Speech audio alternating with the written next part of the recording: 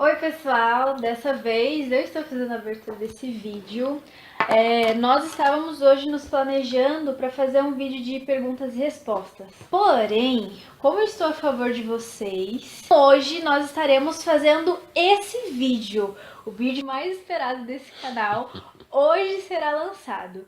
E pai, eu não vou te perdoar, viu? Hoje as perguntas serão terríveis. De repente, se não der para falar tudo, a gente pode gravar depois um Tudo bem. segundo. Não vou nem ficar fazendo muita promessa, né? Que tem algumas pessoas cujo nome eu não quero declinar, vou deixar no anonimato, que ficam me impressionando. Fora vocês também, viu? Eu não disse quando ia fazer, apenas que ia fazer, mas o pessoal começou a me atropelar. Mas, gente, pode cobrar, realmente, isso demonstra que vocês têm um carinho, que vocês confiam no trabalho que nós fazemos. Ninguém fica triste aqui, chateado pela cobrança, não, tá? Em todos os vídeos vocês comentavam: pastor, estamos aguardando o dízimo. Pastor, fale sobre o dízimo. Então o grande dia chegou. E tem um tal de doutor aí, o doutor Carlos, né? Que vive. E você não vai. Doutor Carlos, chegou o momento, tá? Eu amo você, tá? Amo todos vocês. Eu sei que você tem um grande carinho, apesar das suas palavras assim, né? Bem firmes, mas você tem um carinho especial. Porque se você está nos seguindo no canal é porque você gosta, Deus tem nos abençoado. Deus abençoe a sua vida e a vida de todos vocês que têm nos seguido, que têm nos abençoado neste canal PR Elias Soares Oficial. Mas chega de enrolação. Vamos logo pro tema, porque eles devem estar bem ansiosos e eu Meu também, Deus. que eu quero saber o que meu pai, né, vai falar a respeito disso. E já para a primeira pergunta, eu preciso que o senhor me responda o que significa o dízimo. Você quer saber a verdade sobre o dízimo? Seria isso? Vamos de novo.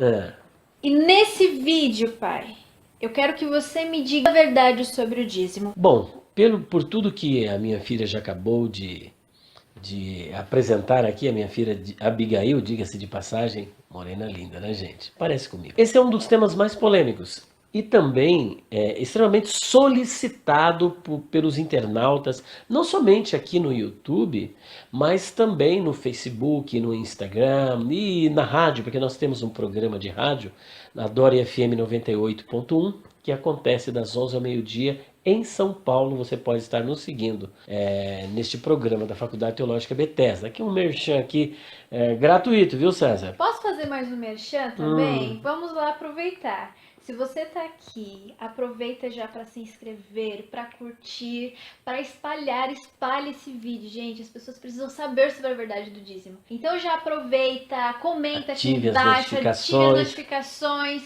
Convide seus amigos para se inscrever também, porque a gente vai estar sempre postando vídeo para vocês. E dá uma visitadinha também na nossa loja virtual. Eu me enrolo um pouquinho e falo www.livrariadopastorelias.com.br.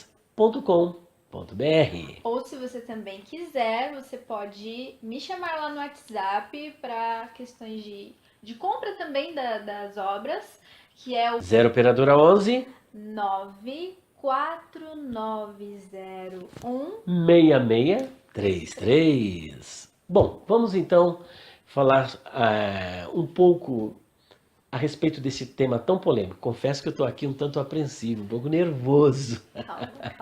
Não, porque é muito polêmico e querem me pressionar de todas as maneiras. Mas vamos lá, sem enrolação. Em primeiro lugar, a palavra dízimo aparece por várias vezes na Bíblia. Várias vezes, dezenas de vezes aparece, tanto no Antigo quanto no Novo Testamento. A palavra dízimo, ela não é de origem hebraica, mas a palavra hebraica para dízimo, existem pelo menos três, mas vou fazer alusão a uma. Maaser.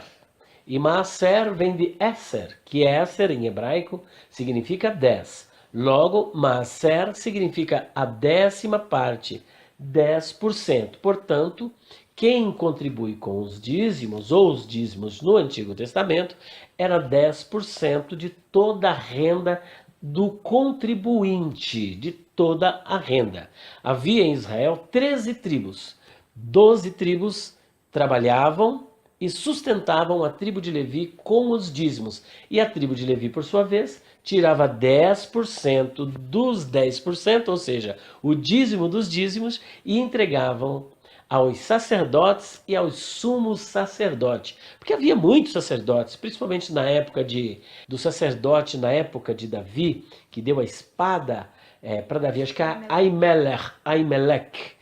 Havia 85 sacerdotes, sem contar Ahimelech, ou seja, 86. Havia o sumo sacerdote e havia também um grupo sacerdotal. Depois disso foi mudando, havia turnos sacerdotais. Quando você chega no Novo Testamento, por exemplo, você vai ver Zacarias, que era da ordem de Abias, e ele fazia parte de um desses turnos, né, quando ele foi ministrar ali no templo. Então, para sustentar a classe sacerdotal, tinha que ter muitos recursos, porque os levitas, na época de Moisés, eram cerca de 22.500, aproximadamente 22.500 levitas. Então, veja que a carga era muito grande. Certo, já que já vimos a etimologia e já vimos também um pouco da história do dízimo, eu já vou chegar na Tora e eu quero saber, já que você deu bastante ênfase a respeito do Antigo Testamento, pai, eu quero saber, o dízimo, ele é anterior à lei ou ele é depois da lei? Bom, aí nós entramos mais uma vez na história dos dízimos, né? O dízimo é importante salientar que não era uma prática apenas do povo hebreu. As nações também tinham esse sistema de contribuição dos dízimos, só que ali era um tipo de um imposto, ou seja, era algo obrigatório, era taxativo, é igual ao imposto de renda. Não tem como você fugir do leão. Ou você faz a declaração do imposto de renda, no caso se você é um comerciante, ou você paga os seus impostos, ou então você cai na malha fina e você vai ter que pagar de qualquer jeito e existem as sanções penais. Entre as nações havia uma obrigatoriedade, porque era um imposto. Já entre o povo hebreu, que até então não existia, que é o primeiro hebreu que nós vemos aqui, é Abraão, porque todos os hebreus, ou melhor, todos os judeus, o povo de Israel, eles surgem a partir de Abraão, que era conhecido como hebreu, ou seja, hebreu é uma palavra também hebraica que significa o que cruza o rio, o que atravessa o rio, porque ele era lá da região da Mesopotâmia, de Ur dos Caldeus, ali próximo aos dois rios, né, Eufrates e Tigre. Então, começa no período patriarcal. Nós vamos ver isso em Gênesis capítulo 14, versículo de número 18, quando Abraão volta daquela grande batalha contra os reis que haviam levado Ló, seu sobrinho, e ele volta com os despojos de guerra. E despojo de guerra não é só alimento. Tem roupa, tem ouro, tem prata, tem todo tipo de pertences, como por exemplo, na época de Eliseu, lá no capítulo 6, do segundo livro dos reis, veremos que havia uma grande fome em Israel e havia 4 leprosos do lado de fora. E eles disseram: se nós entrarmos na cidade, há fome. Se nós ficarmos parados, nós também vamos morrer. Então façamos uma coisa, vamos até o arraial dos Círios. E quando eles chegaram lá, no arraial dos Círios, que estavam sitiando a cidade de Samaria, eles encontraram o quê? Comida, carne, mas não encontraram só isso, encontraram joias, muita riqueza eles encontraram e começaram a enterrar. Portanto, despojo de guerra não é apenas alimento.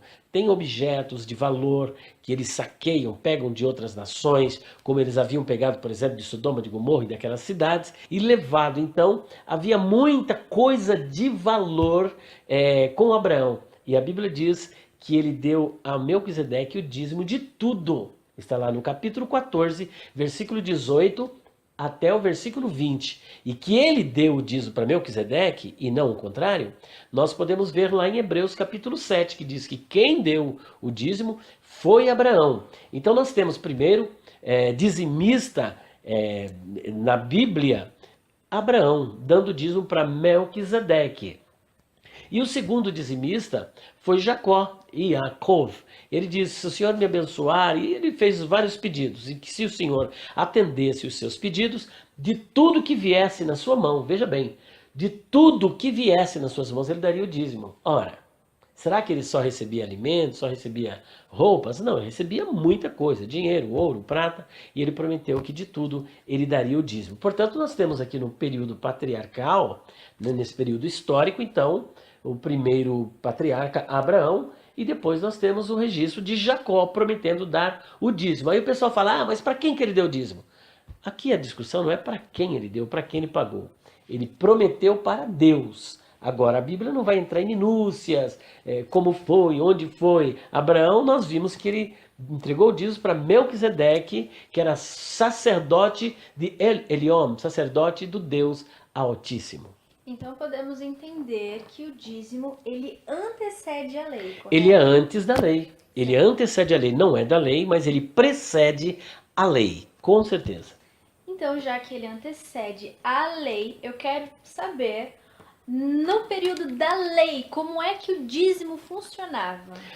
Bom, no período mosaico, você pode, por exemplo, fazer a leitura em Levítico capítulo 27. Vamos fazer a leitura agora. Versículos 30 a 33. Olha só que interessante que está escrito. Também todas as dízimas do campo, da semente do campo, do fruto das árvores, são do Senhor. Santas são ao Senhor. Porém, se alguém das suas dízimas resgatar alguma coisa, acrescentará o seu quinto sobre ela. Traduzindo, se alguém quisesse, visto que os dízimos eram consagrados ao Senhor e pertencia ao Senhor, ninguém poderia lançar mão dos dízimos. Agora, se porventura alguém quisesse resgatar alguma coisa dos dízimos, ele tinha que fazer uma coisa. Ele tinha que dar o quinto, ou seja, 20%. Então isso já era para inibir as pessoas a ficarem pegando aquilo que era de Deus. Você ia querer pagar 20% de juros hoje, por exemplo, né? Então já era para as pessoas não tocarem naquilo que era do Senhor. Então era consagrado ao Senhor. Agora, continuando o texto, diz aqui o seguinte: no tocante a todas as dízimas de vacas e ovelhas, de tudo que passar debaixo da vara, o dízimo será santo ao Senhor. Ou seja, consagrado, separado, é dele. Não esquadrinhará entre o bom e o mal, nem o trocará. Mas se em alguma maneira o trocar, o tal e o trocado serão santos, não serão resgatados. Então nós temos aqui uma primeira passagem. Uma segunda passagem está em Números, capítulo 18, versículos 21 até o versículo 26. Isso aqui nós estamos falando do período mosaico. E eis que aos filhos de Levi tenho dado todos os dízimos em Israel por herança, pelo seu ministério que exercem, o ministério da tenda da congregação. E nunca mais os filhos de Israel se chegarão à tenda da congregação, para que não levem sobre si o pecado e morram. Mas os levitas administrarão o ministério da tenda da congregação, e eles levarão sobre si a sua iniquidade. Pelas vossas gerações, estatuto perpétuo será, e no meio dos filhos de Israel nenhuma herança herdarão. Porque os dízimos dos filhos de Israel, que oferecem ao Senhor em oferta alçada, tenho dado por herança aos levitas, porquanto eu lhes disse, no meio dos filhos de Israel, nenhuma herança herdareis. E falou o Senhor a Moisés, dizendo, também falarás aos levitas, e dir-lhes-ás, quando receberdes os dízimos, os filhos de Israel, que eu deles vos tenho dado em vossa herança, deles oferecereis uma oferta alçada ao Senhor, o dízimo dos dízimos, que na verdade era para ser entregue ao sacerdote. Agora existem outras passagens que depois vocês quiserem ler, que está em Deuteronômio capítulo 12, versículo 12 e no 14, 22 a 29. Agora, Abigail, há uma curiosidade muito grande. Porque as pessoas dizem o seguinte, o dízimo não era para ser entregue para ninguém, o dízimo era para comer, inclusive era para comer, beber, tomar cachaça, tomar cerveja e fazer uma algazarra com dinheiro, com aquilo que pertencia ao Senhor. Meus queridos, a maioria dessas pessoas, eles dão a informação parcial, ou pelo menos a informação pela metade. Porque o que nós vemos no período mosaico, havia 3 dízimos. Então todo israelita, de certa forma, ele contribuía pelo menos com 30% da sua renda e não apenas com 10%. 30%, e nós vamos ver isso aqui. 30%, vamos lá? Depois vocês podem ler. O primeiro dízimo era o dízimo do Senhor, conforme já lemos lá em Levítico capítulo 27, versículos 30 a 33, e também Números capítulo 18, versículo 21 até o 26. Então esse dízimo era consagrado ao Senhor. E o Senhor, por sua vez, por sua bondade, visto que os levitas, eles não tinham parte nem herança em Israel, É aquilo que eu disse no início. Alguns pensam que em Israel havia apenas 12 tribos, mas a bem da verdade eram 13 tribos. Jacó tinha 12 filhos e José era o penúltimo filho, ele morreu, ficaram 11. Só que José teve 2 filhos e os 2 filhos foram transformados em tribos, que é Manassés e Efraim. Logo, se tinha 11 com mais 2, 13. Só que por que diz 12? Porque a tribo de Levi não era contada. Inclusive, quando fosse fazer a contagem das tribos, a tribo de Levi não era contada. E também não tinha herança, porque vivia entre o povo, porque o próprio Deus era a sua herança. Enquanto as tribos, as 12, tinha a terra de Deus, a tribo de Levi tinha o Deus da terra. Agora, para que eles pudessem sobreviver, eles recebiam os dízimos das 12 tribos. Então esse dízimo que era consagrado ao Senhor, que pertencia a ele, que não podia ser resgatado, e que se alguém quisesse tomar alguma coisa tinha que pagar 20%, ele diz, eu dei como herança aos filhos de Levi, pelo fato deles não terem herança. Então esse era o primeiro dízimo. Esse dízimo não podia ser comido, não poderia fazer festa, porque pertencia a esse corpo de obreiros, que eram os levitas, os sacerdotes e sumo sacerdote. Então dizer que esses dízimos aqui era para ser gastado, comprar cerveja, cachaça e tudo mais, Ou vinho, né? ou vinho, ou qualquer bebida forte, isso não condiz com a realidade, porque era proibido. E se alguém tocasse, quanto é que tinha que pagar de juros? 20%. 20%. Então, isso aí ninguém explica. Eles dão informação pela metade. Segundo, o segundo dízimo era para os pobres e necessitados e também para levitas. Está em Deuteronômio capítulo 14, versículo 28 e versículo 29. É bom a gente ler, né? Olha o que está escrito. Ao fim de 3 anos, tirarás todos os dízimos da tua novidade no mesmo ano e os recolherás nas tuas portas. Então virá o levita, pois nem parte nem herança tem contigo, e o estrangeiro, e o órfão e a viúva que estão dentro das tuas portas, e comerão e fartar-se-ão, para que o Senhor teu Deus te abençoe em toda a obra das tuas mãos que fizeres. Então veja que esse dízimo aqui, ele era tirado a cada 3 anos. Não era o dízimo anual. E esse dízimo era para fartar essas pessoas. Então era um segundo dízimo, que era a cada 3 anos e não o dízimo anual. E o terceiro dízimo? O terceiro dízimo era para ser comido também com os pobres e levitas. Então as famílias comiam e bebiam diante de Deus. Está no mesmo capítulo de Deuteronômio 14, só que a partir do versículo 22. Olha só o que está escrito. Certamente darás os dízimos de toda a novidade da tua semente, que cada ano se recolher do campo. E perante o Senhor teu Deus, no lugar que escolher para ali fazer habitar o seu nome, comerás os dízimos do teu cereal. Esse sim podia comer.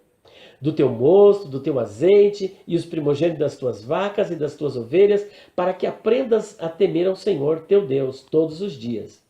E quando o caminho te for tão comprido que os não possas levar, por estar longe de ti, o lugar que escolher o Senhor teu Deus, para ali pôr o seu nome, quando o Senhor teu Deus te tiver abençoado, então vende-os e ata o dinheiro na tua mão e vai ao lugar que escolher o Senhor teu Deus. E aquele dinheiro darás por tudo que deseja a tua alma, por vacas e por ovelhas e por vinho e por bebida forte e por tudo que te pedir a tua alma. Come-o ali perante o Senhor teu Deus e alegra-te tu e a tua casa. Então esse aqui era um tipo de um dízimo, que era uma espécie de adoração, que eles se alegravam e adoravam a Deus e faziam uma grande festa e comiam. Este sim poderia ser comido. Então perceba que são 3 dízimos e não apenas um. O do levita podia ser comido? Não.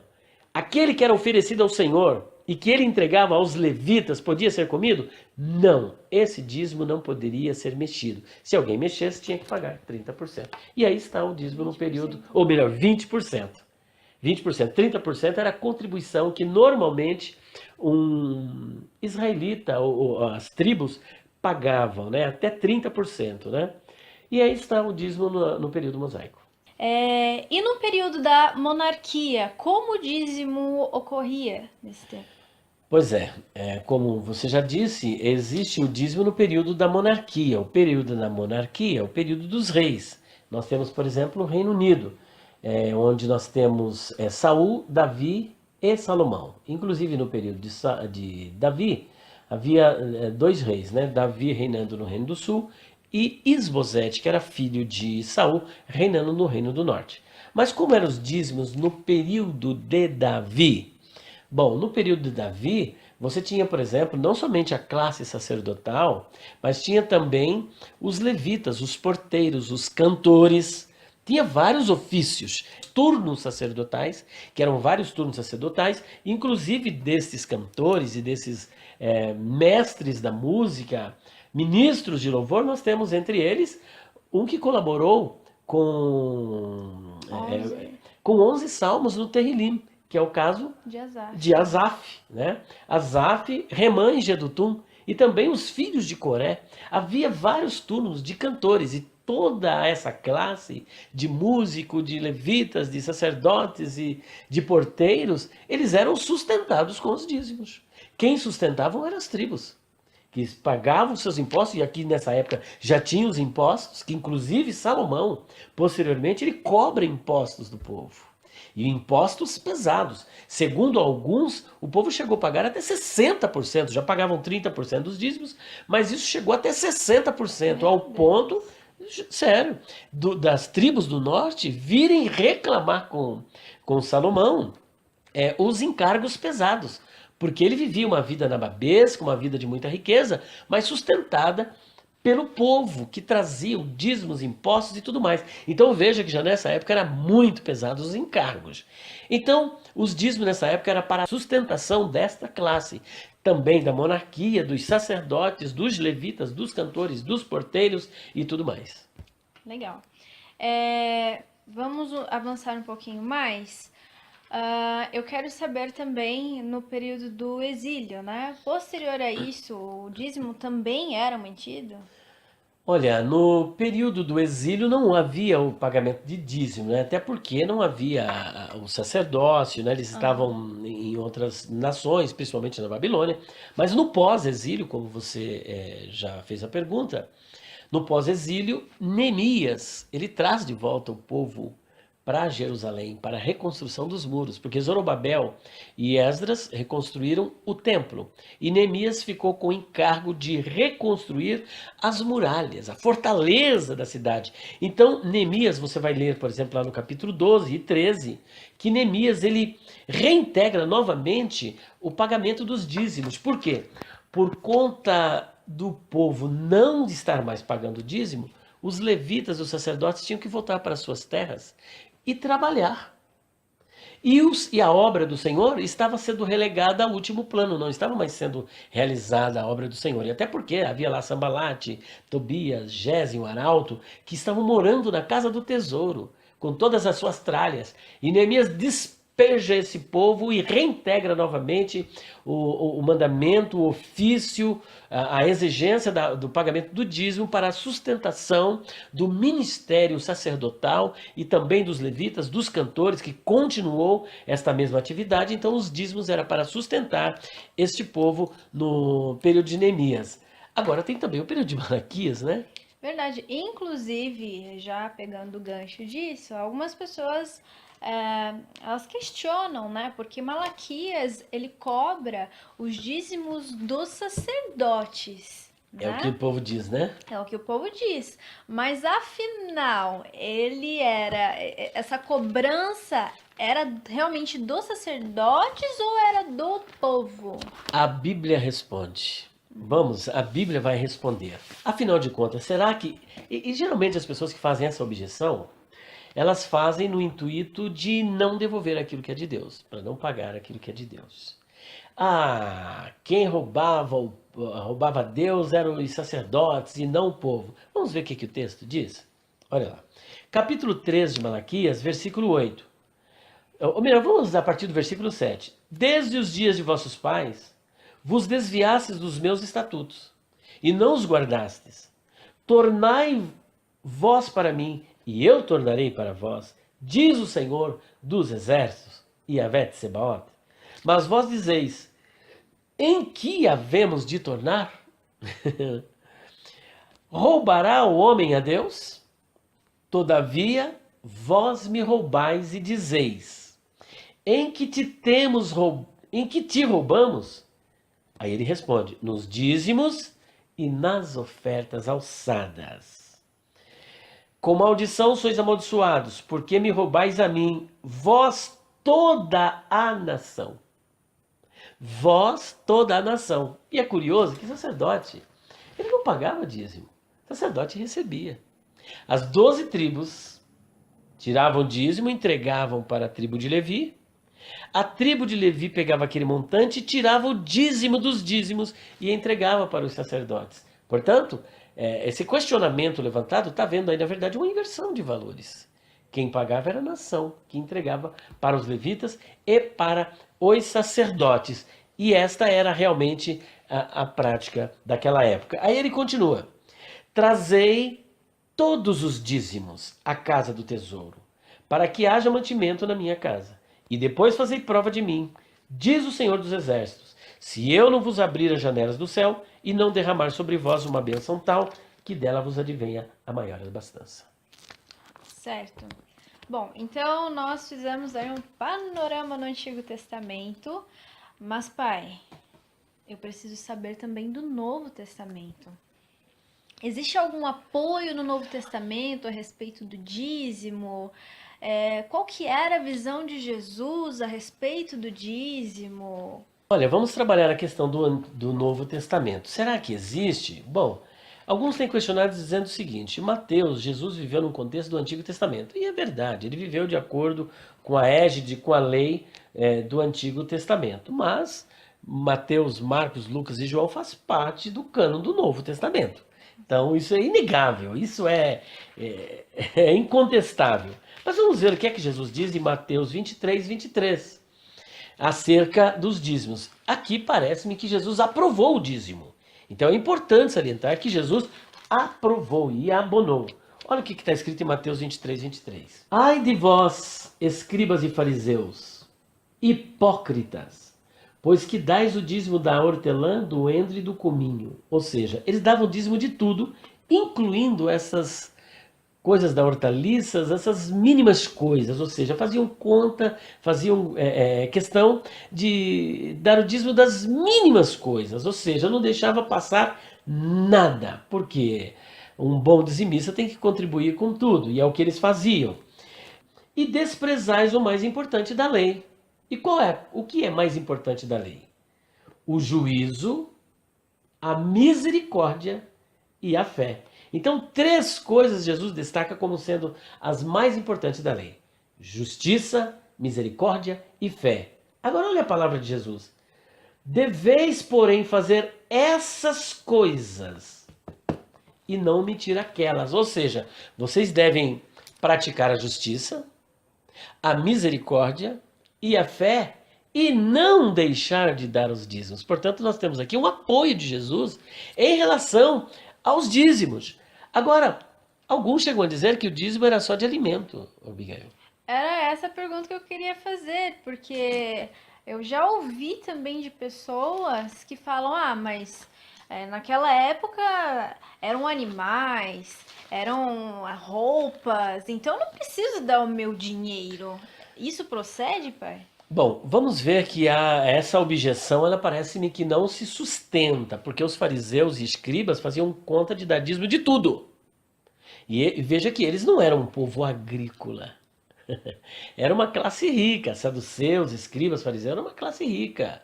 Havia na época de Jesus cerca de 6.000 fariseus. E a classe sacerdotal pertencia aos saduceus. Era uma classe que tinha muitas posses. Inclusive, nós vamos ver lá em Atos dos Apóstolos, Barnabé, que tinha herdade. Ele era lá, se eu não me engano, era de Chipre ou de Creta, não me lembro muito bem, que ele veio daquela parte, né, daquela região, e ele tinha uma herdade, ele vendeu a herdade que ele tinha. Então, nessa de que o povo não dava o dízimo, muitas pessoas iam para o trabalho e acabaram possuindo riquezas, né, tendo posses. Se fosse para cumprir aquilo que estava na lei mosaica, eles não precisavam de trabalhar, mas muitos acabaram indo trabalhar e acabaram adquirindo muita coisa. Lucas capítulo 18, versículo 12, vai nos dar uma resposta razoável. Vamos ler a partir do versículo 10. 2 homens subiram ao templo a orar, um fariseu e o outro publicano. O fariseu, estando em pé, orava consigo desta maneira: Ó Deus, graças te dou, porque não sou como os demais homens roubadores, injustos e adúlteros, nem ainda como este publicano. Jejuo 2 vezes na semana e dou os dízimos de tudo quanto possuo. De tudo quanto possuo. Será que ele só possuía vaca, gado, animais? Será que ele não movimentava dinheiro, não movimentava recursos? Esse fariseu? Então ele dava o dízimo de tudo que ele possuía. Ou seja, ouro, prata, dinheiro, boi, vaca, o que ele tivesse, tudo. Quando diz tudo, é tudo.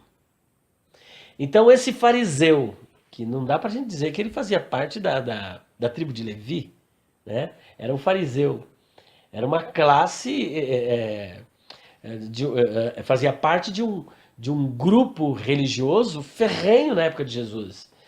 E ele dava o dízimo de tudo. Portanto, argumentar que o dízimo era só de alimentos, de boi, de vaca, isso ficou lá para Êxodo, Levítico e Número. A revelação era progressiva e a sociedade ela vai mudando e vai se adaptando de acordo com as necessidades. E aqui havia outras necessidades, como nós vimos na época de Neemias. Os levitas não ficavam recebendo dinheiro. Eles tinham que ir trabalhar. Quando Neemias vem, é que ele bota a ordem. Mas os levitas tinham que trabalhar. Então, eles trabalhavam para receber alimento? Não, trabalhavam para receber dinheiro. Receber dinheiro. E aqui o fariseu também, ele tinha recursos. E ele dava o dízimo de tudo o que ele possuía. Portanto, esse argumento, ele fica meio assim, sem valor. Certo. Agora eu vou polemizar, ok? Porque, tudo bem, a gente viu já nos evangelhos a visão de Jesus, mas eu quero saber sobre o doutrinador da igreja. O apóstolo Paulo, ele diz, pai, que era para dar segundo o propósito do seu coração. E aí pega, né? Então, peraí, como é que vamos entender isso? É verdade. Paulo realmente dá esse tipo de orientação. Cada um contribua segundo propôs no seu coração. Ora, se é segundo propôs no coração, então... Não são os 10%. Não são os 10%. E se a pessoa propôs os 10% para cumprir aquilo que dizia na lei mosaica? Mas isso é uma inferência. Vamos deixar de inferência e vamos para o texto bíblico? Vamos lá então. Esse texto que a Abigail acabou de apresentar está na segunda carta de Paulo aos Coríntios, capítulo 9. Capítulo 9, segundo aos Coríntios, capítulo 9, versículo 7. Vamos lá. Cada um contribua segundo propôs no seu coração, não com tristeza ou por necessidade, porque Deus ama ao que dá com alegria. E agora? Bom, a revelação bíblica não está presa apenas ao capítulo 9, versículo 7 da segunda carta aos Coríntios. Nós temos que saber o que a Bíblia toda diz a respeito do assunto. Será que Paulo só falou isso a respeito das contribuições? Ou existem outras passagens em que Paulo vai falar do sistema de contribuição na época? Eu creio que sim. Nós vamos ler agora, também, que não podemos deixar de ler, 1 Coríntios capítulo 16, versículo 2. E aqui a coisa começa a tomar uma outra conotação, Bia. Está escrito assim, olha, a partir do versículo 1 e 2. Ora, quanto à coleta que se faz para os santos, fazei vós também o mesmo que ordenei às igrejas da Galácia. No primeiro dia da semana, bom, aqui Paulo dá a seguinte orientação. No primeiro dia da semana, cada um de vós ponha de parte o que puder ajuntar, conforme a sua prosperidade. E olha, eu acho interessante que a Bíblia, nesta Bíblia aqui, a King James, e eu não examinei outros textos, ela vai falar alguma coisa aqui acerca deste texto, olha. A King James diz o seguinte, olha. No primeiro dia da semana, cada um de vós separe o que puder de acordo com a sua renda. Aqui diz de acordo com a sua prosperidade. Nela diz de acordo com a sua renda. E aguarde para que não se façam coletas quando eu chegar. Então era para separar de acordo com a sua renda. Então, mas aqui não está dizendo que é segundo o propósito no coração. Aqui muda. Perceba que aqui, lá no capítulo 9, era uma oferta exclusiva para os cristãos pobres da Judéia. E aqui no capítulo 16 da primeira carta, Paulo está dizendo que era para separar, para entesourar, que nós vamos ver a etimologia dessa palavra, de acordo com a renda, de acordo com o que você ganha. E o dízimo, como que ele é tirado? Não é de acordo com a renda? Se você ganha 1.000, você tira quanto? 10%, então é de acordo com a sua renda. Quem ganha 10.000, contribui com 1.000. Quem ganha 2.000, contribui com 200. E ele está dizendo também que era para juntar de acordo com a sua renda. Aqui não está clara a palavra dízimo, mas tudo nos leva a crer que tem alguma conotação, era de acordo com a renda. Então dizer que era só segundo propôs no coração, como é que a gente faz com esse texto de 1 Coríntios capítulo 16, versículo 2? Agora aqui, nos atendo a essa questão da contribuição, que veja que há aqui uma mudança. Nós saímos aí de uma igreja incipiente, que é a igreja de Atos, e Paulo ele vai normatizando, trazendo algumas regras. E aqui no 1 Coríntios capítulo 16, versículo 2, o que ele diz? Você vai entesourar, olha só, eles deviam pôr de parte o que pudessem ajuntar, ou seja, o tesouro. Essa palavra aqui, tesouro, vem de thesaurizon, que é um particípio presente. E os particípios presentes em grego, eles dão a ideia de quê? De continuidade. Muito bem, de continuidade, ou seja, era uma prática que deveria ser realizada todo primeiro dia da semana, né? No primeiro dia da semana. No primeiro dia da semana. Então era uma prática contínua, não era uma só vez. Mas era uma prática que eles deveriam dar continuidade nela. Você tirou uma outra dúvida. Outra dúvida, né? É, porque eu pensei que tipo era só para um caso Específico. e de uma vez só para atender aquela necessidade, mas O particípio presente dá a ideia de continuidade. Então ele explica como deveria fazer para poder armazenar, eles deveriam então entesourar este dinheiro. E olha só, nós encontramos apoio também na chave linguística do Novo Testamento. Na chave linguística do Novo Testamento, essa obra aqui, muito interessante, publicada pela editora Vida Nova. Aqui na nova chave linguística, no capítulo 16, versículo de número 2, ele vai fazer aqui alguns comentários. E entre eles, ele vai falar aqui do thesaurizon. Thesaurizon, particípio presente ativo de thesaurizo. Então é thesaurizon, particípio presente ativo de thesaurizo. E ele diz que é estocar, ajuntar, particípio de modo, explicando como se deveria separar o dinheiro para a coleta. Aqui ele é claro em dizer que era separar o dinheiro, que é tesouro. Não está falando de alimento, não está falando de produto.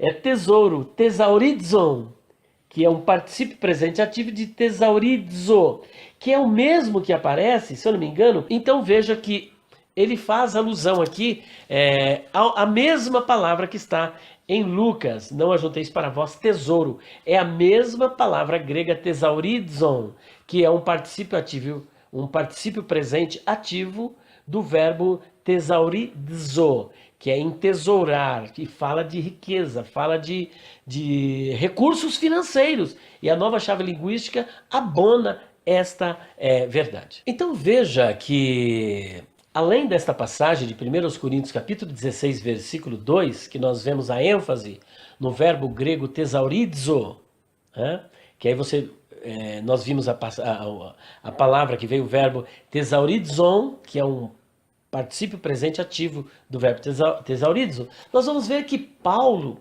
também, ele apoiava a bonificação, a prebenda, o salário dos obreiros, dos pastores, dos presbíteros, daqueles que labutavam e que labutam na obra do Senhor.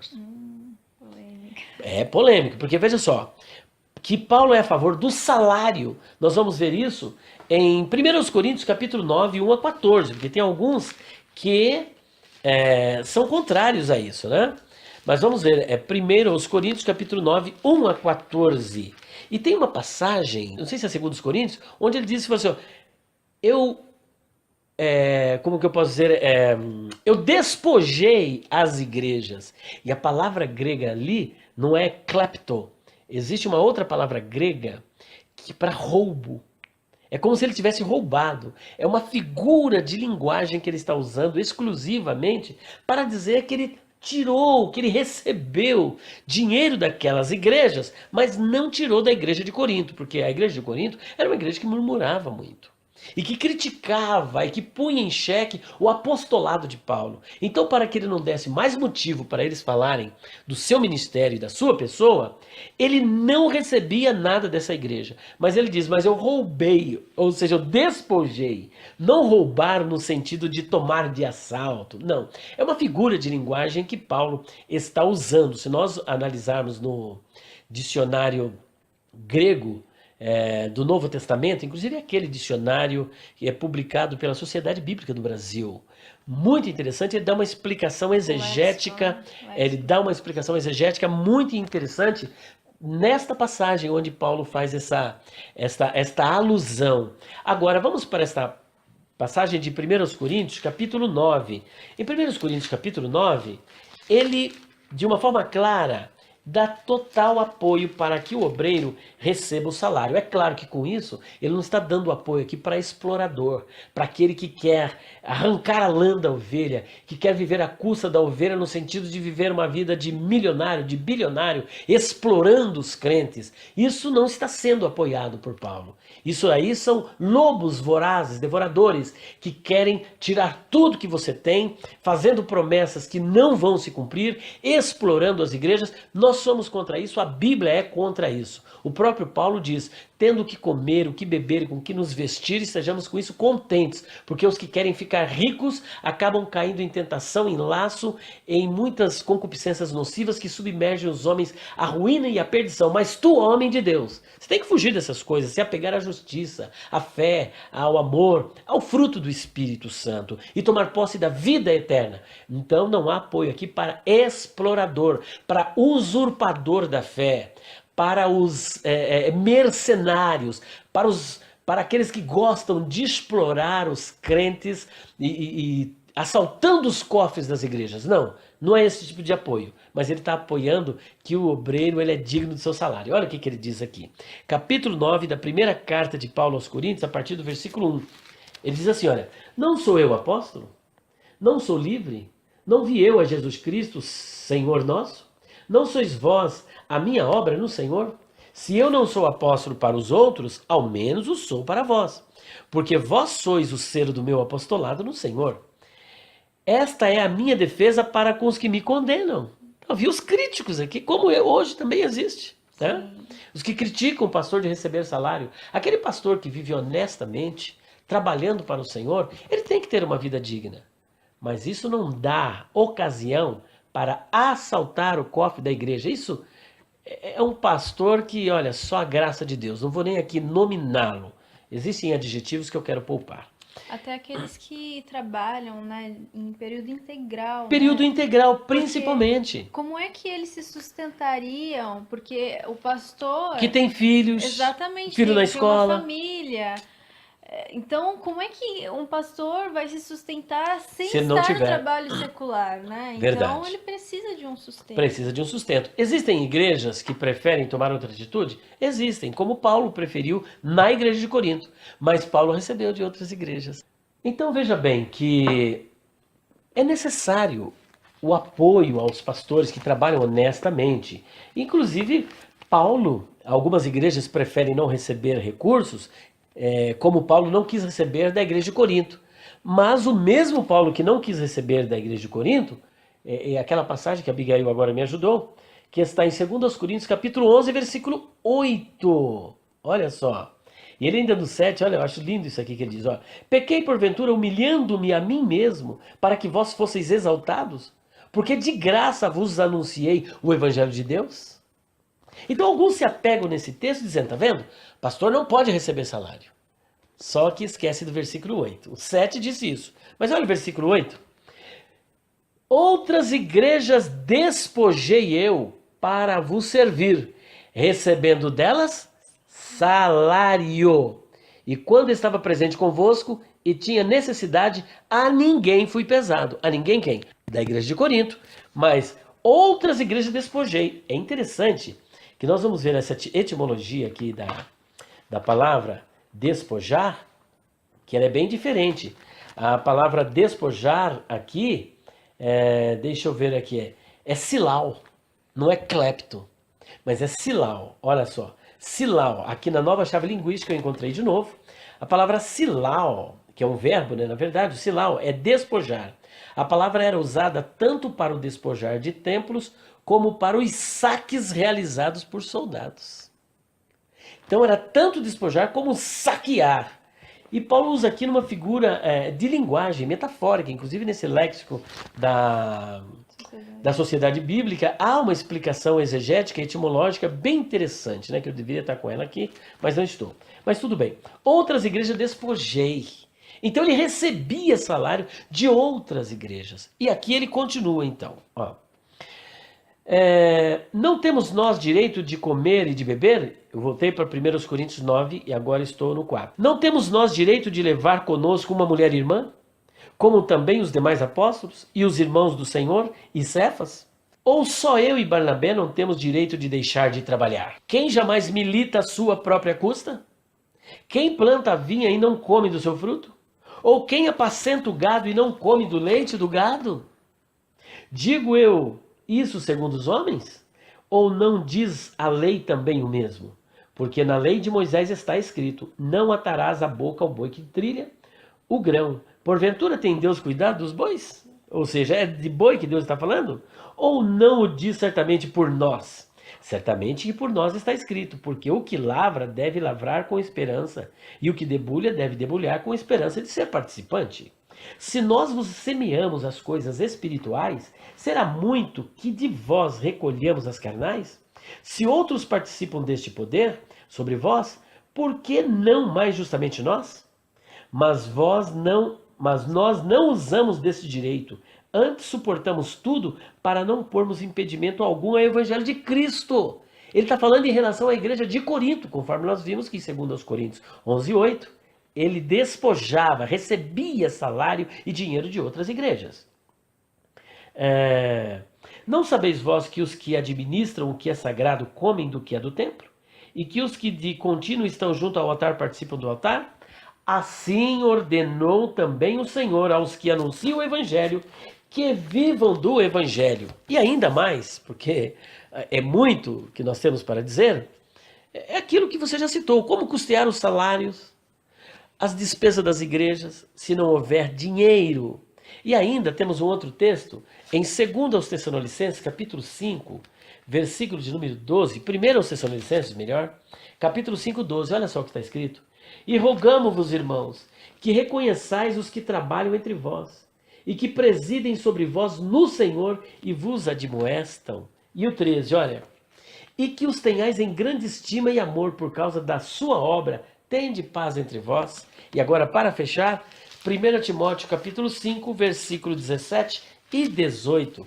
Olha só que interessante. Os presbíteros que governam bem sejam estimados por dignos de duplicada honra, principalmente os que trabalham na palavra e na doutrina. Aqui duplicada honra, na verdade, é duplicados honorários. O que é um honorário? É um salário. Duplicado, de duplo salário. Não é um só não, mas duplo salário. Né? Porque diz a Escritura, não ligarás a boca ao boi que debulha, e digno é o obreiro do seu salário. Portanto, Paulo também apoiava o salário do obreiro.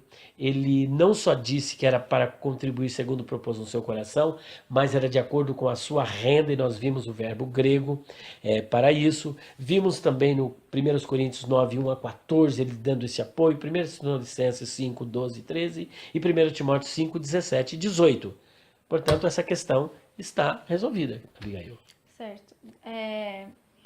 A próxima pergunta é o seguinte, pai, pensa comigo.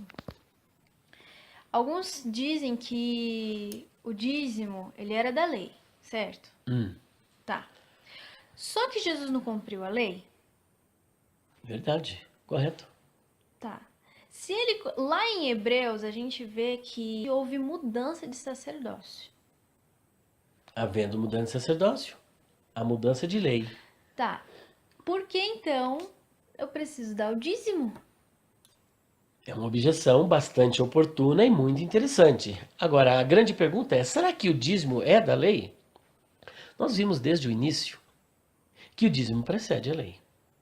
Ele não é da lei, ele foi incorporado na lei, depois ele continuou no período da monarquia, no pós-exílio, e depois no Novo Testamento nós vemos que os fariseus cumpriam rigorosamente e davam dízimo não somente dos produtos, mas davam dízimo de tudo. E Paulo aqui, inclusive nós vimos o apoio da nova chave linguística, que ele está dizendo que não era para as pessoas apenas darem segundo o propósito do seu coração, mas também de acordo com a sua renda. E que o obreiro é digno de honorário, de salário. E ele mesmo havia despojado outras igrejas, recebendo delas salário. Então há todo o apoio para o pastor receber o salário. Agora, o dízimo é da lei? Nós vimos que não é. Agora, uma coisa muito interessante para ser observada é que realmente Jesus cumpriu a lei. E aqui em Hebreus 7, versículo de número 12, está escrito o seguinte: porque mudando-se o sacerdócio, necessariamente se faz também mudança da lei. Então, se mudou a lei, então não preciso mais entregar o dízimo? Mas, espera aí, isso seria real, seria um fato, se o dízimo fosse da lei. Mas o dízimo não é da lei, o dízimo precede a lei, foi incorporado na lei. Tá? Agora, um outro ponto interessante é que os sacerdotes, eles vinham da tribo de Levi e da ordem de Arão e de outras ordens. Essa ordem sacerdotal, ela deixou de ser. Jesus não vem dessa ordem, até porque ele era da tribo de Judá, não tinha como ele ser sumo sacerdote segundo a ordem de Arão, segundo a ordem de Abias. Mas a Bíblia diz que o sacerdócio de Cristo é superior ao sacerdócio arônico, porque o sacerdócio arônico, ele consagra homens que morrem. Mas Jesus é sumo sacerdote, segundo a ordem de Melquisedeque, que é um sacerdócio eterno. Agora vamos retroceder. Gênesis capítulo 14, versículo 18. Quem pagou o dízimo? A primeira pessoa que... O registro de pagamento de dízimo. Quem pagou? Abraão. Mas ele pagou para quem? Melquisedeque. Então, se Jesus é sumo sacerdote segundo a ordem de Melquisedeque, e Melquisedeque recebe dízimos, aquele sacerdócio continua. As regras continuam as mesmas. O sacerdócio de Melquisedeque recebia dízimo, e Jesus vem desse sacerdócio. Então, logo ele continua. O dízimo não parou, porque Jesus é sumo sacerdote segundo a ordem de Melquisedeque, Melquisedeque recebeu o dízimo de Abraão, e Jesus, como esse sumo sacerdote que foi colocado no lugar de Arão, e o seu sacerdócio não terá substituto, porque só há substituto de sacerdote quando o sacerdote morre. Mas Jesus, ele ressuscitou para nunca mais morrer. E ele ministra no lugar santo dos santos. Então veja que, assim como Melquisedeque recebeu os dízimos de Abraão, e a tribo de Levi estava em Abraão pagando dízimos para Melquisedeque, Jesus, como sumo sacerdote, segundo a ordem de Melquisedeque, da mesma sorte continua recebendo e continuará, porque ele não morre e não tem substituto. Então aqui fecha a questão e nós vamos ler isso. Está aqui, olha. Hebreus capítulo 7. Porque este Melquisedeque, que era rei de Salém e sacerdote do Deus Altíssimo, e que saiu ao encontro de Abraão quando ele regressava da matança dos reis, e o abençoou, a quem também Abraão deu o dízimo de tudo. Aqui não está dizendo que é comida, bebida, não, é de tudo. E primeiramente é por interpretação rei de justiça, e depois também rei de Salém, que é rei de paz, sem pai, sem mãe, sem genealogia, não tendo princípio de dias nem fim de vida, mas sendo feito semelhante ao Filho de Deus, permanece sacerdote para sempre. Considerai, pois, quão grande era este, a quem até o patriarca Abraão deu os dízimos dos despojos. E os que dentre os filhos de Levi recebem o sacerdócio têm ordem, segundo a lei, de tomar o dízimo do povo, isto é, de seus irmãos, ainda que tenham descendido de Abraão. Mas aquele cuja genealogia não é contada, entre eles tomou dízimos de Abraão. O pai dos hebreus, ele tomou dízimo de Abraão e abençoou o que tinha as promessas. Ora, sem contradição alguma, o menor é abençoado pelo maior. E aqui certamente tomam dízimos homens que morrem. Ali, porém, aqueles de quem se testifica que vive. E para assim dizer, por meio de Abraão, até Levi, que recebe dízimos, pagou dízimos. Porque ainda ele estava nos lombos de seu pai, quando Melquisedeque lhe saiu ao encontro. De sorte que, se a perfeição fosse pelo sacerdócio levítico, por que sob o povo recebeu a lei? Que necessidade havia logo de que outro sacerdote se levantasse, segundo a ordem de Melquisedeque, e não fosse chamado segundo a ordem de Arão? Porque mudando-se o sacerdócio, necessariamente se faz também mudança da lei. Porque aquele de quem essas coisas se dizem pertence a outra tribo, da qual ninguém serviu ao altar, visto ser manifesto que nosso Senhor procedeu de Judá, e concernente a essa tribo nunca Moisés falou de sacerdócio. Então veja que mudou o sacerdócio arônico e entrou o sacerdócio de Melquisedeque, que não é da lei. Jesus é dessa ordem e continua a receber os dízimos. Pai, algumas pessoas têm indagado, têm questionado a respeito do dízimo, talvez se sentindo pressionadas, né, por alguns líderes, algumas denominações. A pergunta é a seguinte: o dízimo ele é obrigatório? Eu sou obrigada a dar o dízimo? Será que um cristão debaixo da nova aliança tem obrigação de dar o dízimo? Será? Aí vem a pergunta, né? Se o dízimo é obrigatório, qual é a punição? Se ele não é obrigatório, por que alguns líderes impõem esta obrigação? Tá dizendo que vai pro inferno? Sob ameaça. Ele é obrigatório? Eu posso dizer uma coisa? Nada que você vier a fazer para Deus deve ser obrigatório. Nada, não é só o dízimo. Nada você é obrigado. Você tem o livre-arbítrio. Veja que você tem a liberdade moral para agradar a Deus ou desagradar a Deus. Para continuar salvo ou deixar de ser salvo. Você está livre. De toda árvore do jardim comerás livremente, da árvore do conhecimento do bem e do mal, dessa não comerás, porque no dia que comer, você vai morrer, tem uma sanção. Mas você é livre, então você não é obrigado. Tanto é que Adão não foi obrigado a obedecer a Deus. Ele teve a liberdade de desobedecer. Então você pode contribuir com os dízimos e pode não contribuir. Você pode contribuir com as ofertas e pode não contribuir. Inclusive alguns dizem o seguinte: o dízimo é da lei, a oferta deve ser voluntária. Só que no mesmo lugar onde diz me roubais no dízimos, também dizem nas ofertas alçadas. E aí fica até a grande pergunta: se o dízimo não é uma contribuição válida, qual é a contribuição? Aí o pessoal diz: a oferta voluntária. Mas também não está dizendo que a oferta como norma para a igreja. A oferta voluntária. O que Paulo diz é para você entesourar de acordo com a sua renda, de acordo com o que você ganha. E o particípio presente ativo, ele dá a ideia, o verbo, de uma continuidade. Então, você é obrigado? Não, você não é obrigado, porque não havendo voluntariedade, não há aceitação. Deus ama o que dá com alegria, é com o coração aberto. Portanto, nada, não é só o dízimo, nada deve ser obrigado. Se você sente paz, se você sente alegria, você está disposto a observar o que está aqui nas Escrituras Sagradas? Maravilha! O mais importante de tudo é que você não seja avarento. Porque o dízimo, na verdade, é um tipo de uma adoração. É algo que você vai fazer para Deus, em gratidão a tudo que Deus já fez por você. O dízimo, quem não dá o dízimo vai para o inferno? Olha, quem sou eu para julgar as pessoas? Eu não tenho essa autoridade para dizer que quem não dá o dízimo vai para o inferno. Quem vai julgar é o Senhor Jesus Cristo, né? A pessoa, de repente, adotou uma outra forma de contribuição, e ela contribui, às vezes, até mais do que o dízimo, né? Dá 20%, dá 30%, dá 50%. Então agora porque ela não deu os 10%, ela vai para o inferno? Quem sou eu para dizer isso?